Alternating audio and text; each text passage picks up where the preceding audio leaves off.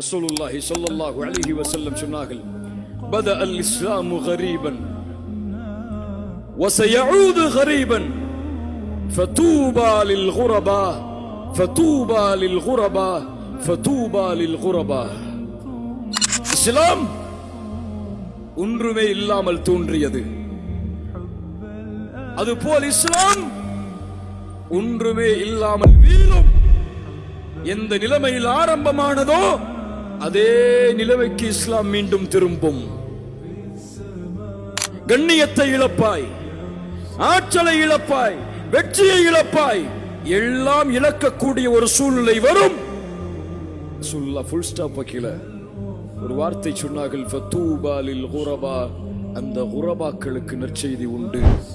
எந்த இஸ்லாம் ஒன்றுமே இல்லாமல் இருந்தபோது முஹம்மது ரசூலாலும் அவர்களுடைய தோழர்களாலும் இந்த உலகம் முழுவதும் எடுத்துச் செல்லப்பட்டு இஸ்லாமிற்கும் அவர்களுக்கும் கண்ணியத்தை இந்த உலகம் தேடி தேடி தந்ததோ, அது போன்று ஒன்றுமே இல்லாமல் வீழக்கூடிய நேரத்தில் ஒரு சமூகம் உருவாகும்.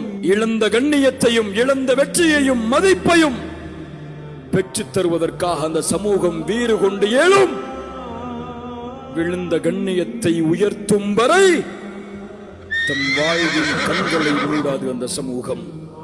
அந்த குரபாக்களுக்கு நற்செய்தி உண்டாகட்டும். அல்லாஹ் அந்த கூட்டத்தில் என்னையும் உங்களையும் ஆக்குவானாக. வாழ், மரணத்திற்கு முன்னால் இவன் போல் வாழ வேண்டும் என்ற வாழ்க்கையில் வாழ். கூட்டங்களில் தெரியக்கூடிய முகங்களாக உன்னை ஆக்கிக் கொள்ளாதே. அந்த கூட்டமே உன்னை நோக்கி திரும்பி பார்க்கக்கூடிய முகங்களாக உன் முகத்தை ஆக்கிக்கொள். அது உனக்கு அல்லாஹ் கொடுத்த கண்ணியம், அல்லாஹ் கொடுத்த மதிப்பு. படைத்த இறைவனே உன்னோடு வாழும் போது, உன்னோடு இருக்கும் போது வேறு யார் வேண்டும் உன் துணைக்கு? இந்த உலகத்தை ஆள வேண்டுமா? அவன் இருக்கிறான். இந்த உலகத்தின் பட்டங்களையும் வசதிகளையும் செல்வத்தையும் பெருக்கி உலகமே உன்னை திரும்பி பார்க்க வைக்கும் அளவிற்கு உன் வாழ்க்கையை இந்த உலகத்தில் அமைக்க வேண்டுமா? அவன் இருக்கிறான். முன்னாள் வா, முயற்சி செய். உலக சமூகத்திற்கு முன்னால் நீ வாழ்ந்து காட்டு.